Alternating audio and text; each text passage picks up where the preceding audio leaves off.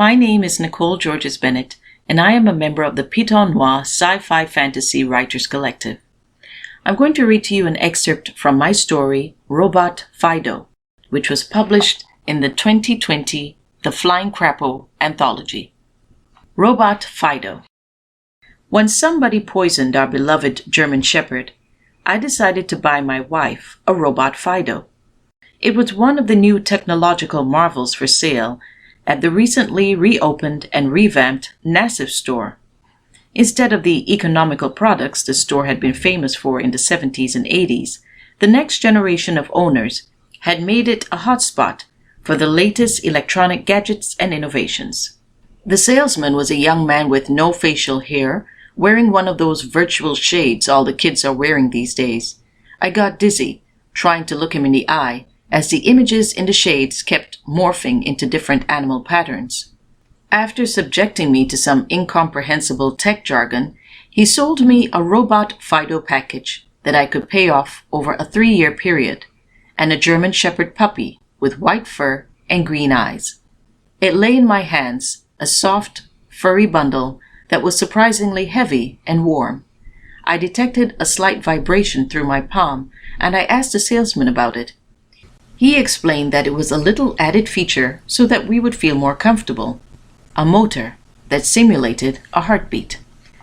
I spent most of the night trying to understand the manual and issuing voice commands to program the puppy.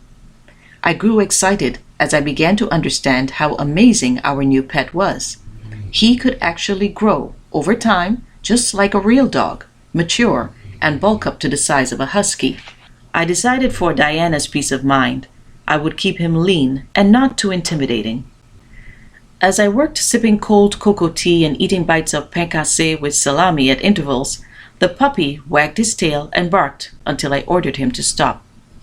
I found myself talking to him, explaining that I needed him to double as a guard dog and companion and to have patience with Diana. He stared at me with those uncanny green eyes, and I felt he was processing every word. I went to bed, leaving him charging in the kitchen on our old dog's blanket. I was exhausted and fell asleep right away, but it seemed only a few minutes had passed before I was suddenly awakened by a shriek. I sprang out of bed as quickly as my arthritis allowed and realized Diana was not in bed. I met her running up the stairs as fast as her stout legs could manage. "Devil eyes! Get that thing out of my house!" she shouted. I looked beyond her into the dark and was unpleasantly surprised to see 2 glowing red lights at the bottom of the stairs. My heart thumped. I knew it was Fido, but why wasn't he lying on his blanket? Diana hung onto my arm, and I could feel her shaking. Fido gave a questioning yip, and I let out a quick breath to steady myself. I turned on the light, and sure enough, the red eyes disappeared, and there was just a fluffy, cute puppy wagging his tail and looking up at us inquisitively. He cocked his head to one side and tentatively put a paw on the bottom step. "No, boy, go back to the kitchen. That's a good boy," I said. He made a whining sound, but turned and headed into the dark kitchen. "My heart!" Diana exclaimed, and took deep breaths. I patted her arm. "You just saw his eyes in the dark, like a regular animal, okay? He didn't mean to scare you," I reassured her. She stooped and said I was trying to send her to an early grave. We went back to bed, and I locked the door. Exactly 1 week to the day I bought him, he came into the living room while we were watching TV late on Saturday night and jumped up on the sofa between us. He tried to put his head in Diana's lap, but she stiffened and pulled away. He whined and then put his head in my lap instead. I fancied I saw real sadness in those green eyes. I stroked his head as we watched CNN.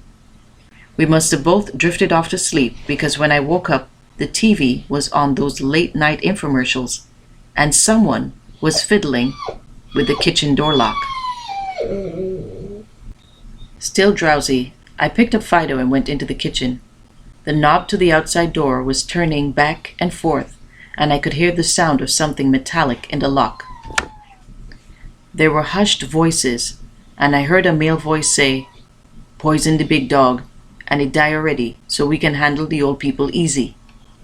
I felt cold fear wash through my body.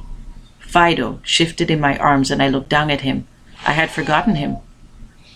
"Attack," I said quietly. I watched, fascinated, as his limbs elongated and his sides bulged and muscled. His fangs grew to wolf length, and his head seemed to swell before my eyes. If you would like to hear the rest of this story, you can find it in The Flying Crapo on www.theflyingcrapo.com and amazon.com.